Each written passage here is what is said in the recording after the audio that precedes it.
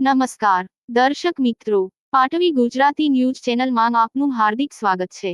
વડોદરા શહેરમાં તારીખ 24/07/24 ના રોજ વડોદરા શહેરમાં ચારે તરફ આખું શહેર પાણી ભરાતા રહેવાસીઓને ભારે હાલાકી વેઠવી પડી।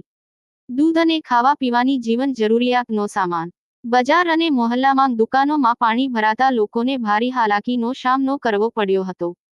જમાતે ઉલમા એ હિન્દ વડોદરા શહેર પાણીગેટ મદ્રેસાના હઝરત મુફતી ઇમરા સાહેબ અને અમી ટીમ અને મેમન કોલોની મદ્રેસા મુફતી સોહેલ સાહબ અને એમની ટીમ, ઇમરાભાઈ મંસૂરી અજીમ સ્ટોરવાળા મોગલવાડા ગુલમીરશા મસ્જિદના મુફતી ખલીક સાહેબ એમની ટીમ, જમિયત ઉલમા એ હિન્દ વડોદરા શહેરમાં એમને તરફથી પાણી ભરાઈ ગયેલા વિસ્તારોમાં દૂધ અને ખાવા પીવાની જીવન જરૂરિયાતની વસ્તુઓ પહોંચાડવામાં આવી હતી।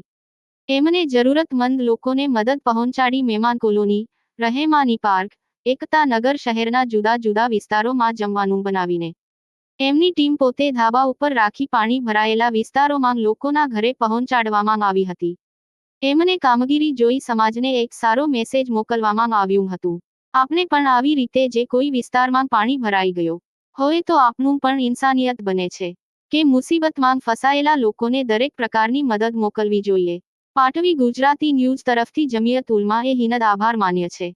તંત્રી યુસુફભાઈ રાજ સાથે રિપોર્ટર મોહમ્મદ રસીદ ઝેરીવાલા।